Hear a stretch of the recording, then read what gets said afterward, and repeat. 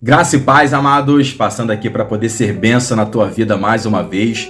Desde já, muito obrigado por vocês me receberem em seus lares através deste vídeo. Para você que está chegando agora e ainda não me conhece, muito prazer. Eu me chamo Pastor Thiago Matos e através deste canal eu quero ser bênção na tua vida. Amém? Falando neste canal, quero deixar o convite para que você faça a sua inscrição. Vamos ajudar a família Palavra de Esperança a continuar crescendo? Conto com a tua ajuda, tudo bem? E se no final do vídeo você entender que foi bom, falou ao teu coração, deixa o teu joinha para que sejamos justos, beleza? Vamos lá então? Quero falar de algo que talvez você vai pensar assim, o que você vai tirar daí, pastor? O tema dessa mensagem, janela. Janela? Ah, você tá brincando, pastor, verdade. Pelo menos 3 passagens nós temos na Bíblia que fala sobre janela e isso despertou algo no meu coração e espero que fale a tua vida também. Porque na maioria das vezes não é o que estamos vendo da janela para fora, mas como nós estamos no momento que olhamos e vemos algo lá fora. Porque na maioria das vezes, o impacto do que estamos vendo é mediante ao estado que estamos. Porque se nós estamos bem, se nós somos decididos, se sabemos quem somos, independente do que vamos ver da janela para fora, não vai afetar na nossa vida. Por isso é importante nós identificarmos o quanto estamos firmes no Senhor, a certeza de quem somos, para que quando formos olhar na janela, e aí você pode falar assim, só olha na janela quem é fofoqueiro, só olha na janela quem quer ver a vida dos outros. Não, tem hora que você quer olhar na janela. Eu, por exemplo, aqui na minha casa, na frente da minha pia, na cozinha, tem uma janela. E não dá para um horizonte, não dá para uma paisagem, simplesmente essa janela dá para o meu portão. Não vejo nada.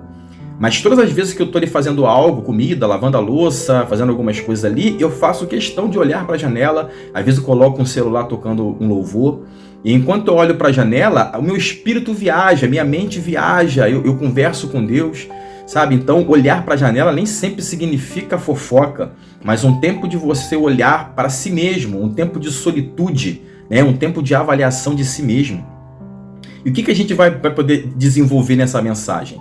Pontos de vista de pessoas. Pelo menos 3 pessoas a gente vai falar aqui, tudo bem? Mas para a gente poder começar falando nesse vídeo, eu quero deixar algo para vocês, uma frase que é muito conhecida e que você já escutou muitas das vezes. Algumas pessoas até acham que está escrito na Bíblia, mas não está. O poeta e pensador Edgar Allan Poe, ele escreveu: "Os olhos são as janelas para a alma." Olha que interessante essa visão dele, porque conforme eu olho, eu também recebo o que eu estou vendo, e na maioria das vezes não é sobre o que eu estou vendo, mas como aquilo vai criar um impacto na minha vida pelo estado que eu estou. Mas vamos lá, vamos de palavra, vamos de Bíblia, eu tenho certeza que vai ser bênção na tua vida, amém? Gênesis capítulo 26, versículo 8, olha só o que diz a palavra. "Ora, tendo Isaque permanecido ali por muito tempo, Abimeleque, rei dos filisteus, olhando da janela, viu que Isaque acariciava a Rebeca, sua mulher. Então Abimeleque chamou a Isaque e lhe disse: é evidente que ela é tua esposa. Como, pois, disseste, é minha irmã? Respondeu-lhe Isaque: porque eu dizia, para que eu não morra por causa dela." Então aqui é um texto muito conhecido, né? Isaque, ele é orientado pelo Senhor a ficar ali na terra dos filisteus e ele prospera de uma forma maravilhosa e milagrosa naquele lugar. Mas não quero falar sobre Isaque, não quero falar sobre a prosperidade que deu na vida de Isaque, mas eu quero falar sobre Abimeleque.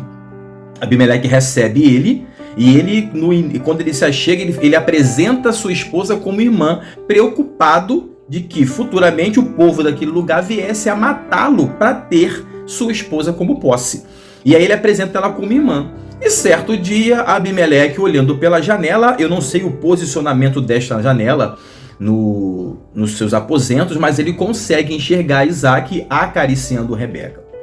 E ali, o que ele identifica? A mentira. Às vezes, quando nós olhamos pela janela, temos grandes chances de identificar mentiras na vida das pessoas. E quando essa identificação vem?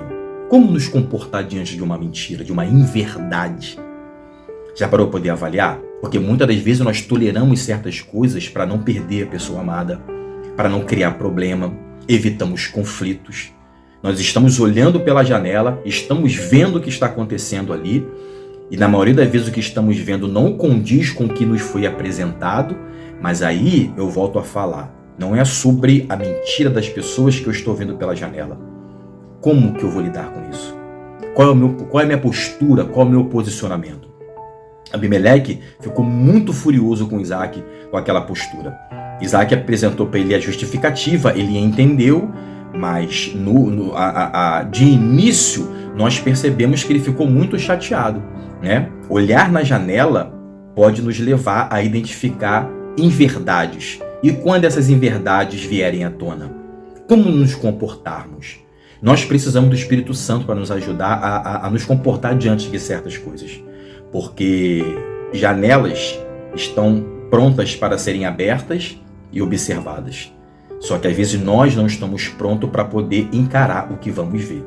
Entendeu? Refletiu? E quando nós não conseguimos ter sabedoria ou habilidades para nos comportarmos diante de certa situação, precisamos recorrer ao Senhor Jesus.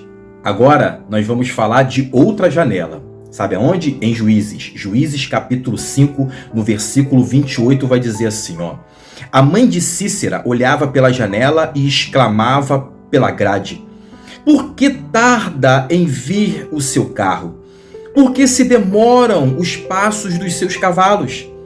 As mais sábias das suas damas respondem, e até ela a si mesma respondia: porventura não achariam e repartiriam despojos? Despojo aqui quer dizer bens conquistados durante a guerra. Uma ou duas moças a cada homem? Para Cícera, estofos de várias cores de bordados. Vamos lá. Quem foi Cícera? Cícera foi o comandante do exército do rei Jabim. Esse exército sitiou, oprimiu o povo de Israel durante muito tempo, até que Deus levantou Débora e Baraque para poder libertar o povo naquele período. Isso a gente consegue aprender em Juízes 4. Mas eu não quero falar de Débora nem de Baraque. Eu quero falar de Cícera. Nós lemos o quê? Esse capítulo 5 fala de uma canção de vitória que Débora compôs. Então ela vai narrando tudo o que aconteceu através de uma canção. Quando chega no versículo 28, ela dá destaque à mãe de Cícera. Olha como foi interessante.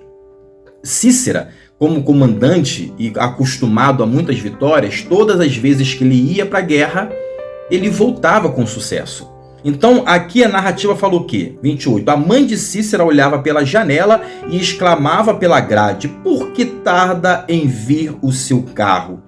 Por que se demoram os passos dos seus cavalos? Porque ela estava acostumada a receber, a presenciar o regresso do seu filho e com louvores, com glórias. Desta vez, Débora coloca na narrativa: o seu filho não irá voltar, mãe de Cícera. Então ela coloca aqui da seguinte forma: esse comandante que nos oprimiu e que fez tantas coisas erradas, como falou aqui, sobre voltar com os despojos, ou seja, pegar os bens das nações derrotadas e os trazer para benefício próprio, mulheres para poder ser escrava em sua nação. Um rastro de perversidade, mas como era algo normal para eles, era uma questão de vitória. A mãe de Cícera não estava acostumada com isso, até que um dia ela chega para olhar na janela. Por quê? Porque a demora era muito grande, a demora começou a machucar, a demora começou a levar aflição para aquela mãe. Não era o comandante da guarda do rei Jabim, um homem que vencia, um homem perverso que matou muitas pessoas. Para ela era o seu filho e nada mais. Até que um dia ele não voltou. Sabe, olhar na janela da vida pode nos fazer nos deparar com isso, porque temos chances muitas das vezes de viver o melhor todos os dias, até que um dia pode chegar. Que dia é esse? O dia que a pessoa que nós amamos não vai voltar mais.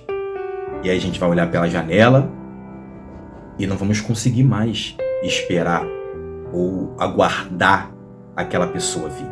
E aí nos deparamos com essa situação. Porque às vezes nós estamos certos de que a pessoa vai sair e vai voltar e vai ser mais um dia como o outro. Até que aquele dia, o dia que talvez a mãe de Cícera nunca esperou presenciar, aconteceu. O seu filho não voltou. E a notícia com certeza chegou da sua morte para sua mãe. E aí é aquele ponto que nós podemos colocar em destaque. Precisamos sempre valorizar quem temos, quem amamos, o quanto as pessoas são importantes na nossa vida no hoje, no agora. Porque às vezes nós temos certeza que amanhã elas vão trabalhar, elas vão viajar, elas vão fazer algo e vai voltar como sempre aconteceu, sendo que essa volta pode não acontecer. Sabe, olhar na janela pode nos levar a lembrar de histórias de pessoas que só estão no nosso coração agora. Por isso precisamos valorizar diariamente quem amamos e sim dar destaque à importância dessas pessoas na nossa vida.